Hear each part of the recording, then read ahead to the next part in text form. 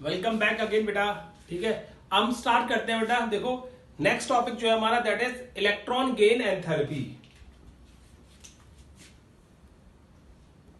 Electron gain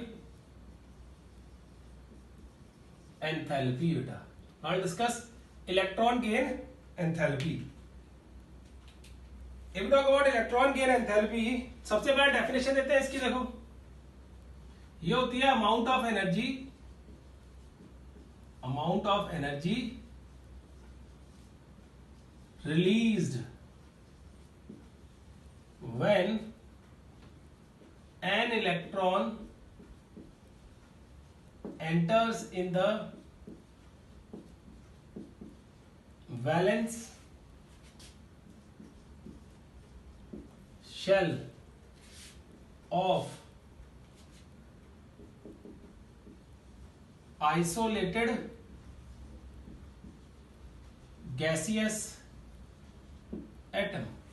कितनी amount of energy release होगी बेटा जब एक इलेक्ट्रॉन एंटर करेगा किसी भी आइसोलेटेड गैसियस एटम के वैलेंस शेल के अंदर, क्योंकि वहां आके बेटा वो स्टेबल होगा ना, और स्टेबल होने के बाद क्या करते हैं, चीजें एनर्जी रिलीज करते हैं। तो वही केस हम कह रहे हैं कितनी अमाउंट ऑफ एनर्जी रिलीज होगी when an electron enters in the valence shell of an isolated gaseous atom बेटा।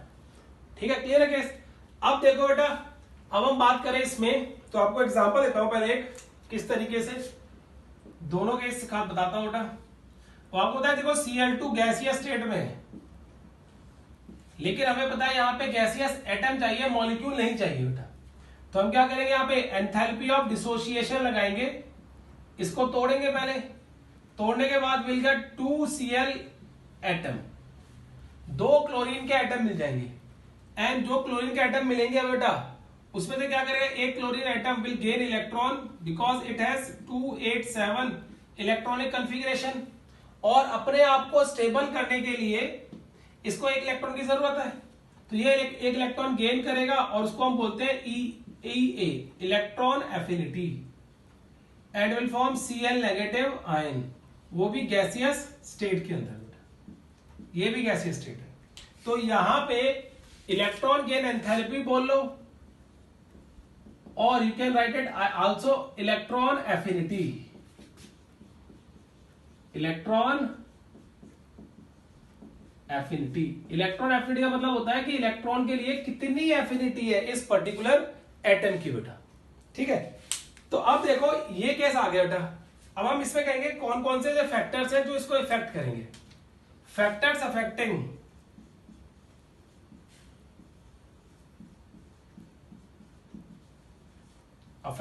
EA।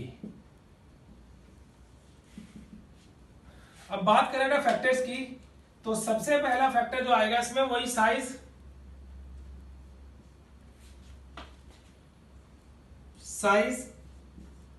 Of atom. ठीक है ना, small size of atom has high negative value of EA। जितना छोटा साइज होगा बेटा atom का, उतना इफेक्टिव न्यूक्लियर चार्ज ज्यादा होगा इनकमिंग इलेक्ट्रॉन के ऊपर, और जितनी इजीली वो अपने आप इलेक्ट्रॉन खींच के अपने वैलेंस शेल में स्टेबल कर देगा, उतनी एनर्जी वो रिलीज कर देगा। और नेगेटिव का मतलब मैंने यहां पे सिर्फ ये बोला कि एनर्जी रिलीज होगी। यहां पे देखा है ना अमाउंट ऑफ एनर्जी रिलीज, वो कैसे बेटा, क्लियर है केस।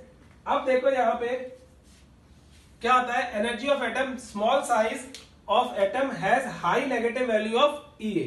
तो इसका मतलब जितना बड़ा साइज होगा उसकी EA की वैल्यू कम नेगेटिव होगी, और जितना छोटा साइज होगा उसकी EA की वैल्यू ज्यादा नेगेटिव होगी। सेकंड पॉइंट देखो बेटा यहां पे,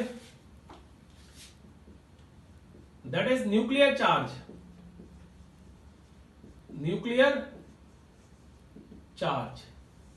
talk about the nuclear charge बेटा। देखो क्या होगा न्यूक्लियर चार्ज में, high value of higher value of nuclear charge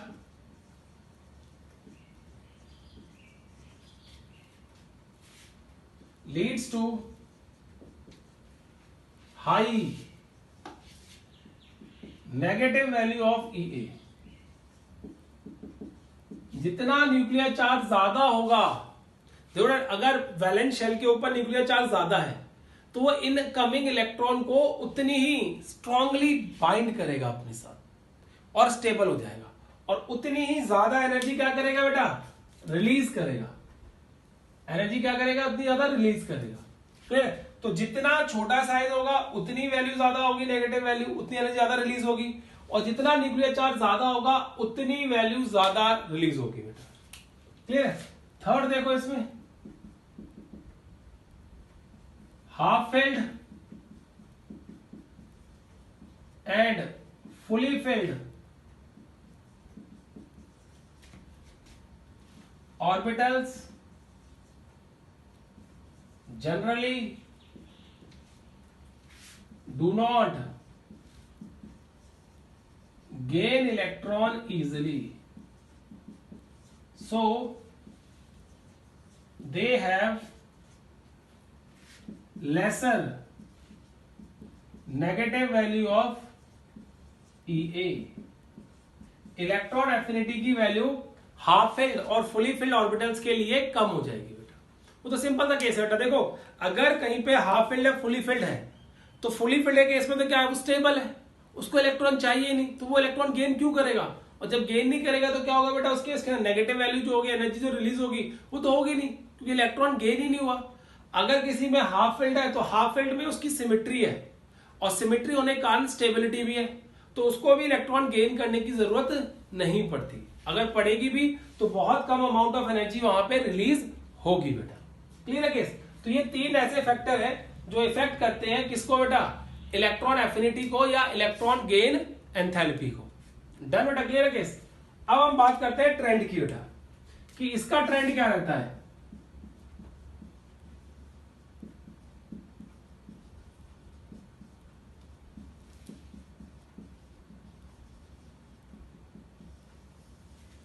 trend in groups and periods. Groups और पीरियड की बात करें बेटा तो देखो क्या ट्रेंड रहेगा इसका। सबसे पहले डिस्कस करते हैं ग्रुप्स में बेटा। देखो groups, if talk about in groups तो what will be the trend. देखो अब इसमें as we move top to bottom, EA negative value decrease. जितना हम टॉप टू बॉटम मूव करेंगे किसी भी ग्रुप के अंदर, उसकी नेगेटिव वैल्यू डिक्रीज करेगी। आपसे कोई पूछे बेटा क्या रीजन है इसके पीछे, तो आप क्या बोलोगे? पहला, साइज इंक्रीजेस। दूसरा, effective nuclear charge decreases. Size increase करता है और इफेक्टिव न्यूक्लियर चार्ज डिक्रीज करता है। इस वजह से क्या होगा बेटा, जनरली हम क्या कहेंगे कि ग्रुप में जब टॉप टू बॉटम मूव करते हैं तो आयनाइजेशन एंथैल्पी की, सॉरी इलेक्ट्रॉन एफिनिटी की नेगेटिव वैल्यू जो होती है वो कम हो जाती है बेटा। क्लियर है केस? तो वो आपको याद रखना है, साइज इंक्रीज करता है और इफेक्टिव न्यूक्लियर चार्ज क्या करेगा बेटा वहां पे, that will decrease in that case बेटा। ठीक है, तो ये आ गया देखो केस। अब ये जनरल ट्रेंड है। अब इसके लिए ना एक क्वेश्चन आता है बेटा, बहुत इंपॉर्टेंट क्वेश्चन है, और इस चैप्टर में से उस क्वेश्चन आने के चांसेस 90 से 95% तक होते हैं। क्या क्वेश्चन आता है देखो बेटा, क्वेश्चन बनता है यहां से, इन केस ऑफ हैलोजन में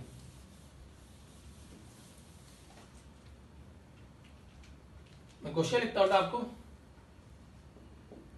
Y negative value of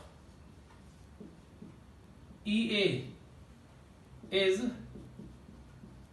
lesser for fluorine than chlorine। कहते हैं फ्लोरीन की EA की नेगेटिव वैल्यू कम होती है एज कंपेयर टू क्लोरीन, जबकि ट्रेंड कुछ और कह रहा है। ट्रेंड क्या कह रहा है कि जैसे जैसे हम डाउन द ग्रुप मूव करेंगे top to bottom, EA negative value decreases. Ea की जो नेगेटिव वैल्यू होगी दैट विल डिक्रीज, लेकिन ये कह रहा है कि फ्लोरीन की कम नेगेटिव होगी as compare to this chlorine बेटा। तो क्या रीजन होता है इसके पीछे, ये देखो बेटा क्वेश्चन, आंसर सुनो इसका। हम कहते हैं in case of fluorine 1s2 2s2 2p5 done, और in case of chlorine 1s2 2s2 2p6 3s2 3p5। ठीक है, अब बेटा चेक करो यहां पे ध्यान से कि जो इनकमिंग इलेक्ट्रॉन है वो किस सब शेल के अंदर आएगा, इसके अंदर और इसके अंदर। तो अब देखो बेटा रीजन देखो इसका, 2p has smaller size than 3p, 2p has smaller size than 3p, so incoming electron in 2p feels repulsion, whereas such kind of repulsion is not present in 3p. So when electron entered in 3p, it stabilized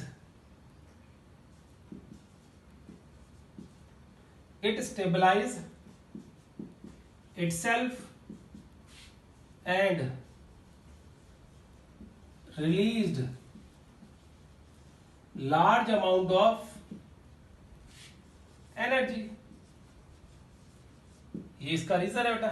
देखो 2p का size 3p से कम होता है, या तो आपको पता है कि size of 2p is lesser than the size of 3p, ठीक है ना। तो 2p का साइज 3p से कम होता है, तो इसका मतलब क्या है, जब एक इलेक्ट्रॉन आएगा इसके अंदर तो साइज छोटा होने के कारण ये इलेक्ट्रॉन क्या होगा, यहाँ पे फिट नहीं आएगा इस केस में, और रिपल्शन शुरू हो जाएगी इनमें। और रिपल्शन शुरू होने की वजह से बेटा हमें थोड़ी सी एनर्जी लगानी पड़ती है इलेक्ट्रॉन को एंटर करवाने के लिए। क्लियर है केस, जब इलेक्ट्रॉन एंटर करवाओगे तो हमें थोड़ी एनर्जी लगानी पड़ेगी वहां पे।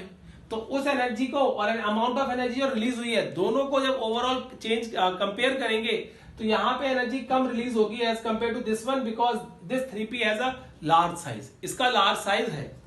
अब बेटा देखो इस तरीके से बच्चे पूछते हैं कई बार कि सर हमने ये बात तो ठीक कह दी आपने, फ्लोरीन और क्लोरीन केस में ऐसा होता है, लेकिन फ्लोरीन क्लोरीन ब्रोमीन तो और बड़ा साइज है, तो बड़े साइज में इलेक्ट्रॉन इजिली आएगा, उसमें ज्यादा एनर्जी रिलीज होनी चाहिए। तो आप याद रखना कि वहां पे अगर आप एनर्जी, तो जायज बात है कि बड़ा साइज है तो उसमें रिपल्शन और कम होगी, और जब रिपल्शन नहीं होगी तो इलेक्ट्रॉन इजिली आके स्टेबलाइज हो जाएगा। लेकिन वहां पे इफेक्टिव न्यूक्लियर चार्ज कम हो गया है बेटा। हमने दोनों फैक्टर देखे ना कि साइज भी ज्यादा बढ़े ना और इफेक्टिव न्यूक्लियर चार्ज भी ज्यादा कम ना हो। तो क्लोरीन का केस एक ऐसा है जहां पे इफेक्टिव न्यूक्लियर चार्ज भी अप्रोप्रिएट है और जो साइज है बेटा वो भी अप्रोप्रिएट है। इस वजह से वहां पे एनर्जी जो रिलीज हुई है वो ज्यादा हुई है एज कंपेयर टू फ्लोरीन। ठीक है बेटा, क्लियर है केस। तो ये केस आपको याद रखना है इस तरीके से कि क्या होता है, किस तरीके से हम एनर्जी रिलीज होती है अगर कोई भी एलिमेंट या कोई भी एटम इलेक्ट्रॉन को गेन करता है बेटा, इन केस ऑफ ग्रुप। अगर हम ग्रुप की बात करें, अब देखो नेक्स्ट बेटा इसमें हम बात करते हैं in case of periods.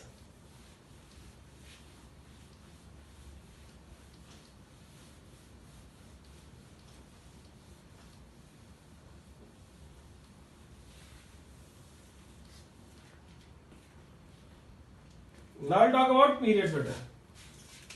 B periods, तो B में periods में मूव करते हो क्या कहते हैं, देखो on moving left to right in periodic table on moving left to right in periodic table EA negative value increases. EA की नेगेटिव वैल्यू क्या करती है बेटा? इंक्रीज करती है। इसका मतलब क्या है बेटा? देखो, पहली बात तो non metals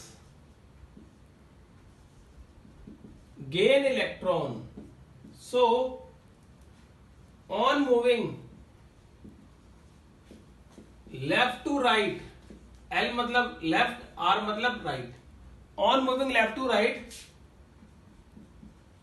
non metallic character increases,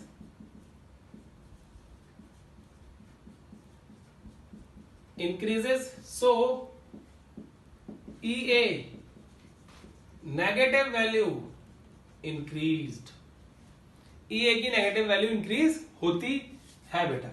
तो देखो ग्रुप्स के अंदर अगर हम बात करते हैं तो सॉरी पीरियड के अंदर बात करते हैं तो ये ट्रेंड सेम रहता है जो हम बता रहे हैं बेटा आपको कि यहाँ पे EA की negative value on moving left to right जो होगा बेटा दैट विल इंक्रीज, वो इंक्रीज होगी बिकॉज साइज भी छोटा हो रहा है। देखो यहाँ पे क्या हो रहा है बेटा?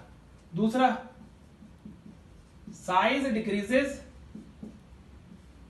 और इफेक्टिव न्यूक्लियर चार्ज इंक्रीजेस। ये पॉइंट भी है बेटा, साइज डिक्रीज कर रहा है और इफेक्टिव न्यूक्लियर चार्ज क्या कर रहा है? इंक्रीज कर रहा है बेटा। तो उसकी वजह से भी EA की नेगेटिव वैल्यू जो होगी that will increases on moving left to right in the periods. तो किसी भी केस के अंदर बात करो आपको यही वैल्यू यही ट्रेंड मिलेगा उस केस के अंदर बेटा। डन बेटा, क्लियर है केस? अब देखो नेक्स्ट पॉइंट, इसको नोट करो बेटा, हम नेक्स्ट टॉपिक शुरू करते हैं।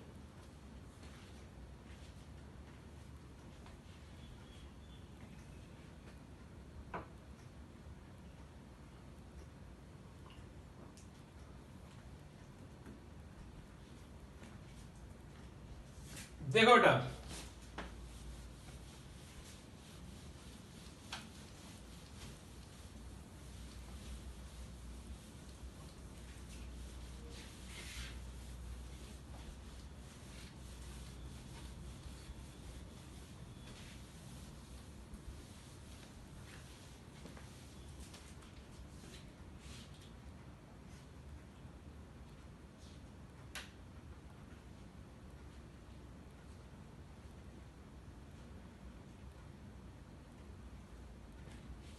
देखो बेटा जो लास्ट टॉपिक है इस चैप्टर का that is electro negativity. Electro negativity बेटा, ठीक है। इलेक्ट्रो नेगेटिविटी क्या होती है? देखो पहली बात डेफिनेशन, इट्स अ टेंडेंसी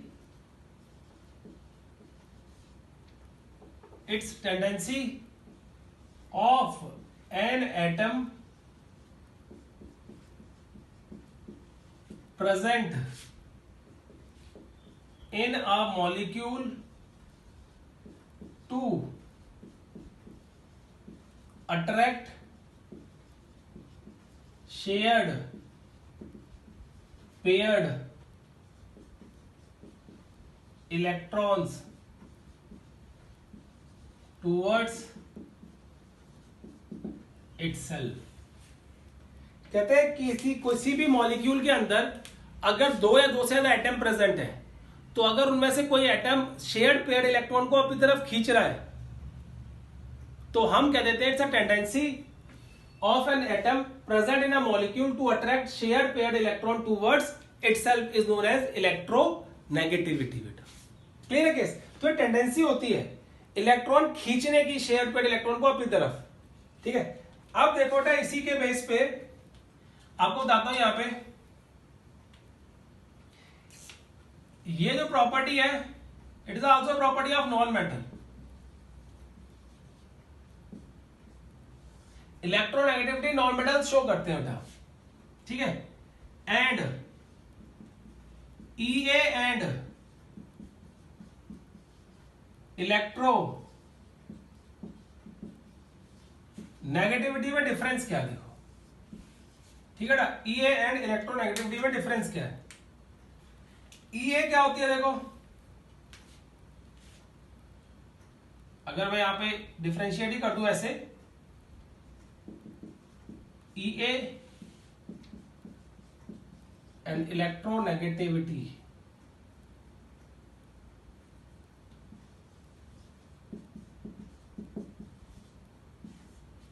ठीक है ना। तो ये क्या होता है, tendency of gaining electron, tendency of gaining electron by isolated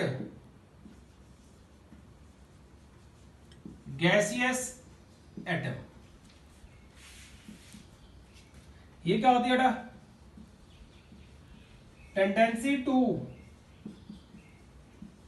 attract a shared paired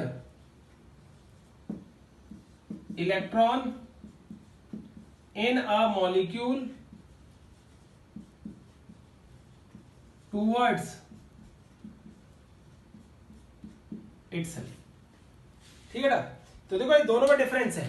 ये आइसोलेटेड गैसियस एटम में होता है कि कितने इलेक्ट्रॉन गेन कर रहे हैं, टेंडेंसी क्या है, उसको हम बोलते हैं EA।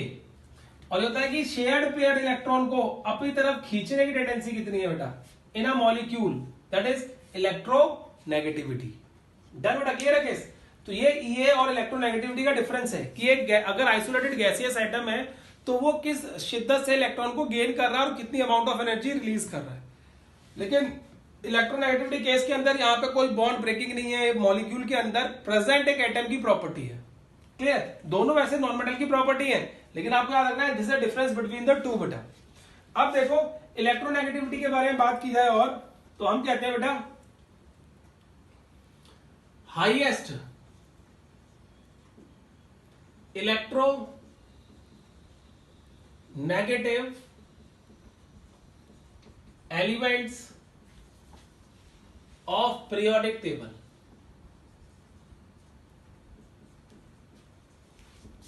ठीक है ना, कौन से होते हैं उनकी बात करें, सबसे ज्यादा होता है बेटा फ्लोरीन, फिर ऑक्सीजन, फिर नाइट्रोजन एंड देन क्लोरीन।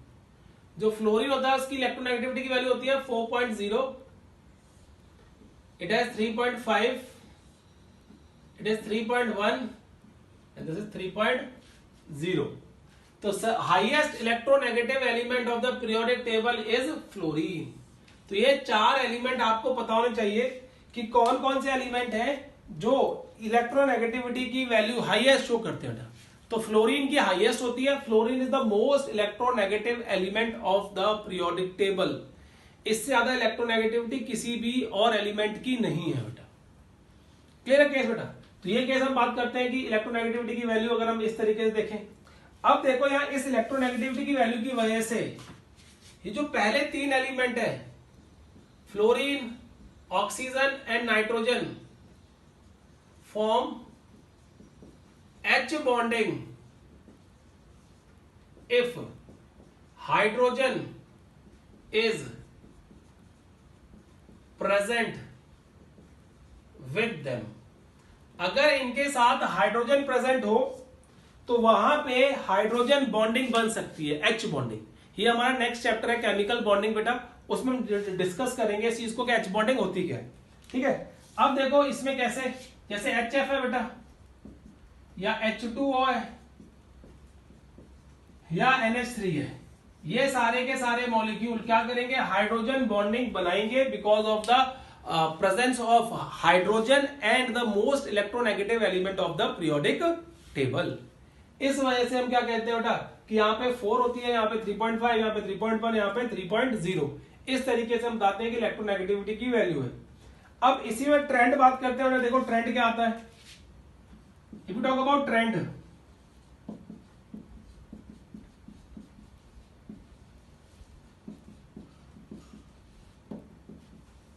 ठीक है ना, trend in electronegativity.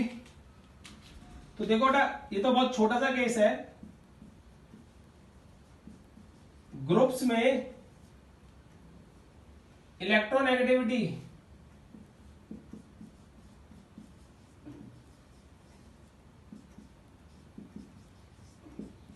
Decreased because size increase करता है, मेटेलिक करेक्टर इंक्रीज करता है उस वजह से, एंड पीरियड्स में